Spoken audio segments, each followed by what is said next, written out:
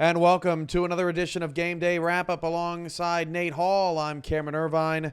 What a crazy Saturday in the SFL. Twists and turns full of fumbles and blocked extra points and interceptions. And some scoring, sometimes some scoring. But it was a crazy one. We start in Vegas for the just the wildest game you can imagine. Third, I guess, DJ Moses, the second for Arizona, gets injured. Not even on a play he was involved in, Nate. On the third play, after only 3 carries for DJ Moses, he ends up hurt and he's done for the day. And Arizona,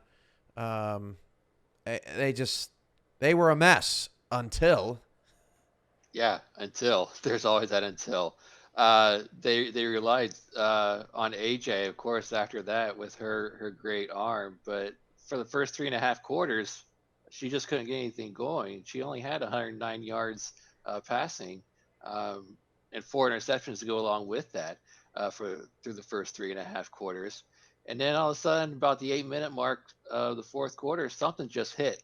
Something hit, and she went off for 190 yards passing and 2 touchdowns to actually put Arizona up by 1 point up until that last drive. It was almost as if, Nate, she realized, I need to get the ball out of my hands in 4 seconds, right? Because all those times she was waiting and trying to create stuff. The Vegas secondary is just too good. But she got hot late when she started just zipping passes, just almost like a surgeon, right? And she wasn't even thinking about, who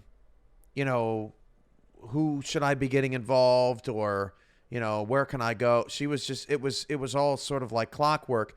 And she throws this amazing touchdown pass to Donnie Hands, who leaped up with it one hand. Spectacular. Like you said, Nate, they take the lead.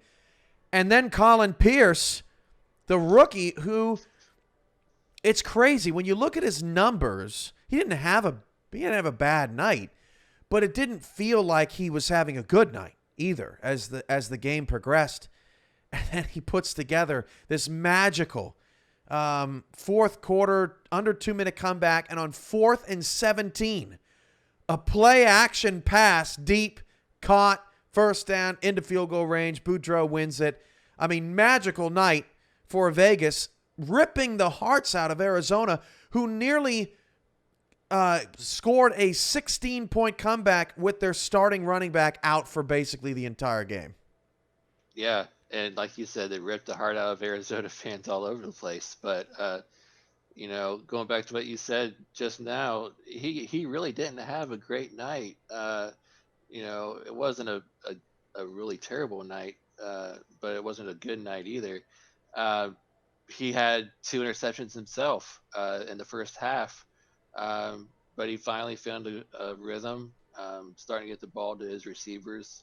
And like you said, that rookie wound up AJ there in the fourth quarter with that last drive, and really took his team on his shoulders and led them on that game-winning drive. And then Boudreaux just got that game-winning field goal at the very end. If Arizona doesn't make the playoffs, they're going to look back at this little 3-game stretch here, and they're just going to look at all these interceptions, all these turnovers, the fumbles. It's just not taking care of the ball, Nate. I mean, they beat Portland with 7 turnovers. They almost won tonight with 4 turnovers? 4 interceptions. And then against Louisiana, they were not fortunate enough, and they had a bunch of turnovers in that game too. I mean, the amount of turnovers that this offense has right now is it's not postseason football. It's just too mistake prone, and it's a shame because the defense is actually starting to play better, and now that the defense is starting to play better, the offense is starting to fall off on the other side of things. It's just, what a heartbreaker for Arizona. They are now out of the running for the division, and they're squarely in the wild card race at this point. Right, and you can't really blame AJ for the for this game at least, because you had Moses who got injured there in the Oh first yeah. half. I mean, you can't But expect her to just carry, the team like exact, that. yeah, exactly. But it definitely beyond this game. I mean, like you were mentioned with Portland game that they still won, but it still had those 7 interceptions. And you just can't keep throwing interceptions and expect to win these games, especially against these good teams in the league. Moving on to the Denver Nightwings, still in the West Division. Denver is rolling. They're now 8-1. Mexico City, one of the 6-2 teams, right behind them, lost today to Lone Star. Florida plays tomorrow, but a very tough Vancouver team. So you never know. I mean, Denver could be 2 games ahead of everybody with 3 games to go, and Atlanta hung with them for a while, but Denver kind of made it look easy after that. They take out Atlanta 37-27. Bryce Battle, I know, caught your attention, Nate. Yeah, he really did.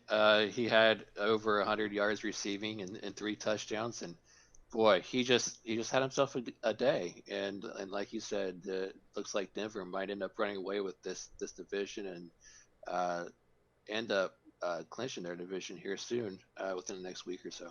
Yeah, Las Vegas is determined to make things interesting. They're still alive. Denver would have to lose out. Vegas wins out. Vegas beats Denver in Week 12, and they would win the division. That's the only scenario that is left Right. for anybody else but the Denver Nightwings. And depending upon how many 4-win teams lose this week, Denver could end up clinching a playoff spot when it's all said and done.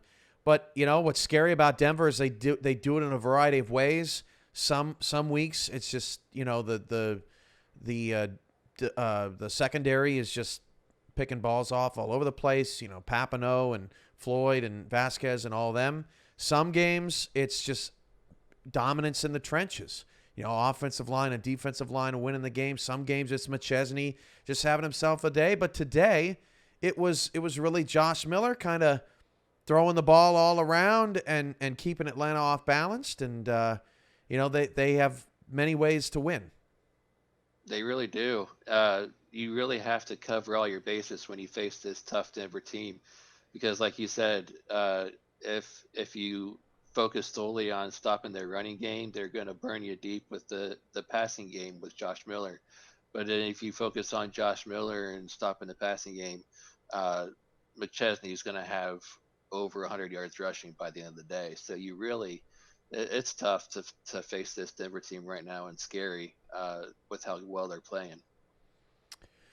So Denver's 8-1, Atlanta's 4-5. This East Division continues to be a struggle. St. Louis has a monstrous opportunity tomorrow against Tulsa. Think about it, Nate. If they beat Tulsa, they're going to go to 6-3, and everyone else in their division will have 5 losses.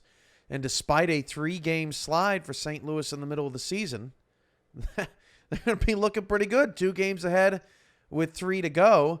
On the flip side, if they lose, they're going to be losers of 4 straight. Tulsa will now be in the lead in the division because they'll own the tiebreak against St. Louis. They play again in Week 12.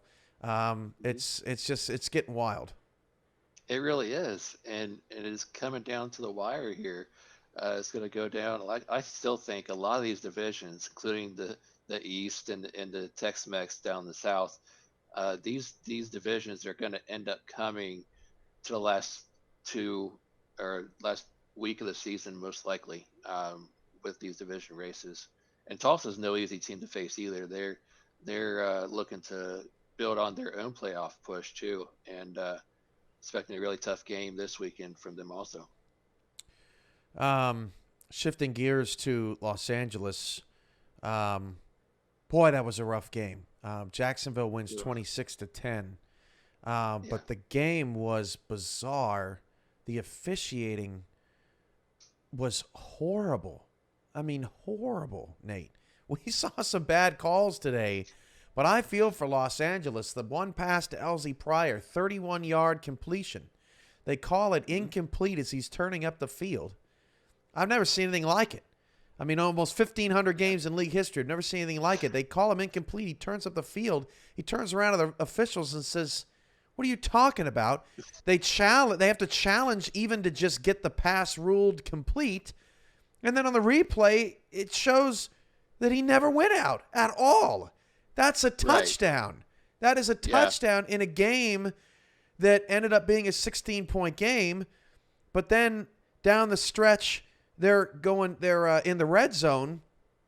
And these were actually two good calls. Upon further review, after we looked at it, 1st and goal, the feet did not get in. But it looked like such a for sure thing. I mean, as executive producer, I put up touchdown and put the 6 points up. I mean, I thought it was a done deal. And his foot was never he kept it up the whole time. He just never dragged it. And then there was a 4th and goal play where it looked like he was in, but the 1 foot that was on the ground was out of bounds, and the 1 foot that was in the end zone was off the ground. He never put it down. And I mean, if they score 2 touchdowns on just those 2 plays alone, or those 3 plays alone, maybe LA doesn't lose this game, but it just wasn't their night. And Tom Rahman is getting rushed to an appendectomy or whatever. Just forgive me. It's 11:30 at night. We're recording this, but appendectomy. There you go. I had to redeem myself.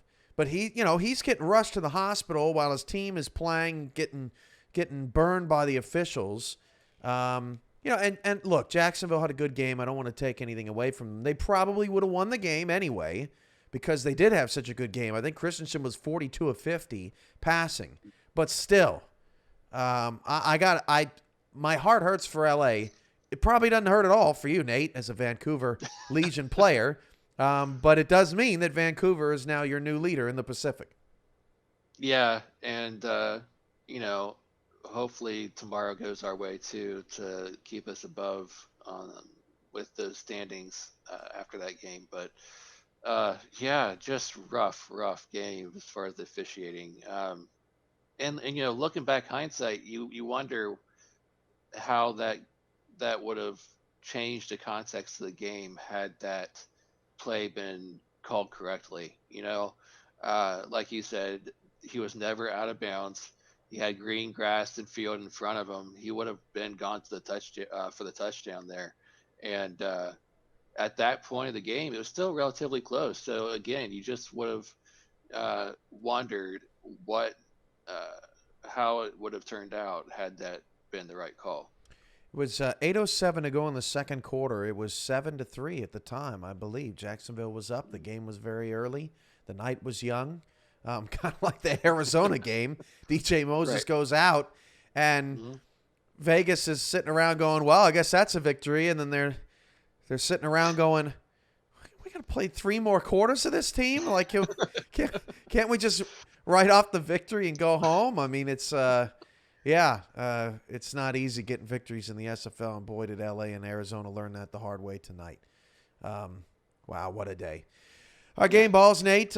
We each got a couple. Get us started. Yeah, I'm going to give my first one to Bryce Battle for Denver. Like I said, he has 6 receptions for 131 yards and 3 touchdowns. He ended up being Josh Miller's favorite target to throw to in that 37-27 win that they had over Atlanta. I'm going to go Ike McBride. She was great today. 118 yards, 2 touchdowns. She set the tone of this game. They fed her often. They didn't get in a shootout with Mexico City. They really, against a great defensive front, Dan Tritz, sack leader. You've got Brock Lee up there. You've got a lot of great Aztec players in that front 7. KT Horrell is there too. And they weren't going to be bullied. They beat Mexico City at their own game. Collier and McBride outplayed Bentley and Jones today. And look, if Lone Star loses that game, they have no shot of winning the division. Mexico City goes up a game and a half on the rest of the field. And, you kind of can start to put the South to bed just a bit. Now, everybody's within 1 game of each other, or technically a game and a half going into Sunday. 6-3, 5-3, 5-4, 4-4. It's a crazy division. And McBride, I thought was the catalyst to make the statement, right? We're going to beat you at your own game today. And so she gets my game ball. Yeah. Who's next? I've actually got the rookie quarterback for Las Vegas Fury, Colin Pierce. I mean, he had an okay game overall, but it's just that last drive that just caught my eye, where it was 4th and 17, and it looked like, Arizona's secondary was playing lights out for most of the game, holding, Colin Pierce. He had he ended up going 29 for 44, 2 touchdowns, 2 interceptions, 325 yards That's a passing. pretty good day. It didn't feel It, like it that. really is. It really is. But the secondary for Arizona, they looked like they were going to get the stop. It really did, when it counted. And Colin Pierce said, "Hey AJ, I've got one. I'll do you one better, and I'll just convert a 4th and 17 and put our team in field goal range and end up winning the game and putting this game to bed." So he gets my second game ball. Incredible. And I gotta give it to his teammate Otis Boudreau. Hits the game winner, 3 for 3. Otis been going through some health things, so a tip of the cap to you. Hope you're feeling better. You get a game-winning field goal. Your team's now 5-4. You're not even out of the division race yet. You're on the inside, looking out of the playoff race, not the outside looking in, which is a huge place to be 3 weeks to go in the season. And that was the game of the day for sure. If you have a chance to go back and watch it, it's on our YouTube channel. But yeah, crazy. Otis Boudreau and Colin Pierce, a couple of Fury players. Scott Johnson got a game ball last week from Mike St. Green. So game balls all around to the Fury who won their first 2, lost their next 4, and have now won their last 3 games. So wild season for Las Vegas. Well, Nate, thanks for being here to wrap up Saturday of Week 9, and Sunday gets going at 4:30 Eastern on For the Fans with Houston and Fort Worth. That's going to be an incredibly important game. Can't wait to watch it. Nate, thanks so much for being here. Thanks for having me. I enjoyed every minute of it. All right, for the Game Day Wrap-Up crew, he's Nate. I'm Cam. We'll see you later.